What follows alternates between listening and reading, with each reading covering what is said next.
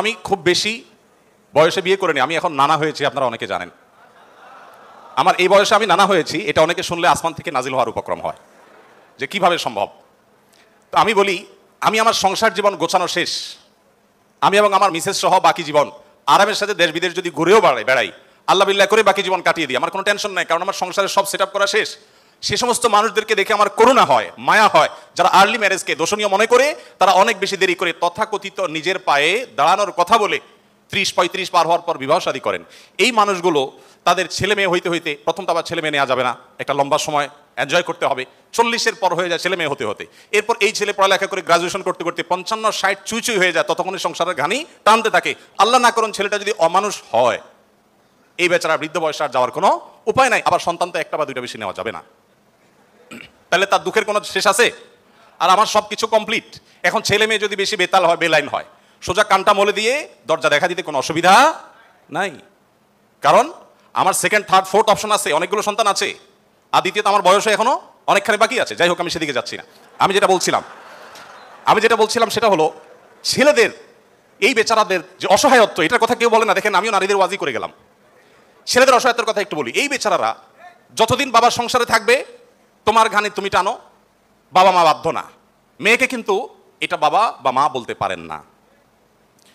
এরপর যখন বিয়ে হবে, বিয়ের সময় ওই যে ছেলেরা চিরকুট নিয়ে আসে, হুজুর একটু বলে দেন আমার আব্বা এখানে আছে। আমি পল্টনে একটা হোটেলের উদ্বোধনী দিনে আমার এক বন্ধু মানুষ সেখানে গেছিলাম, এক ছেলে তার বাবাকে ধরে আমার কাছে নিয়ে আসছে, এসে বলছে, হুজুর আপনার অনেক ওয়াজ শুনছি, আজকে আমার বাপরে হাতের কাছে পাইছি, আমাকে বিয়ে দেন। আমি বহু বলছি, আজকে আপনি হাতে নাতে বলেন। আমি নিজে লজ্জা লাল হয়ে গেলাম যে ছেলে কি বেহায়ার মতো কথা।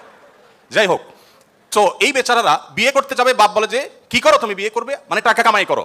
মেয়েদের বিয়ের সময় কি বাবা মা এটা বলে তুমি কয় টাকা কামাই করছো তোমার বিয়ে দিব? বলার সুযোগই নাই, রাইটই নাই। এরপরে বিয়েটা যখন হয়ে যায়, এই বেচারা এতদিন নিজের পেট পালা লাগতো, এখন বউয়ের পেট পালো, ছেলে মেয়ের পেট পালো, অর্থাৎ তাদের রিজিকের ব্যবস্থা করো, তাদের উপার্জনের দায়িত্ব তার। নিজের বাবা মা যদি বৃদ্ধ হয়ে যান, অসহায় হয়ে যান, তাদের দায়িত্ব তার। বাপের বাড়ি যাওয়ার সময় বাজারটা তার করতে হয়, শ্বশুরবাড়ি যাওয়ার সময় মিষ্টির প্যাকেটটার টাকাও তাকে দিতে হয়। শতভাগ খরচ ছেলের, শতভাগ খরচ কার? ছেলের। আর বাপের সম্পদে পাবে হলো 2 টাকা 2 আনা, আর মেয়ে পাবে 1 টাকা। তার অন্যের খরচ তো দূরের কথা, নিজের খরচই তার উপরে বর্তায় না। ইসলাম কি তাকে কম দিয়েছে না বেশি দিয়েছে? একজনকে 2 টাকা দিয়ে বাজারে পাঠিয়ে বিরাট বড় ফর্দ দেখা দিয়েছেন, এতগুলো সব তোমাকে আনতে হবে। আরেকজনকে 1 টাকা দিয়ে বললেন যে তুমি শুধুমাত্র এই টাকা দিয়া যা খুশি তা করতে পারো।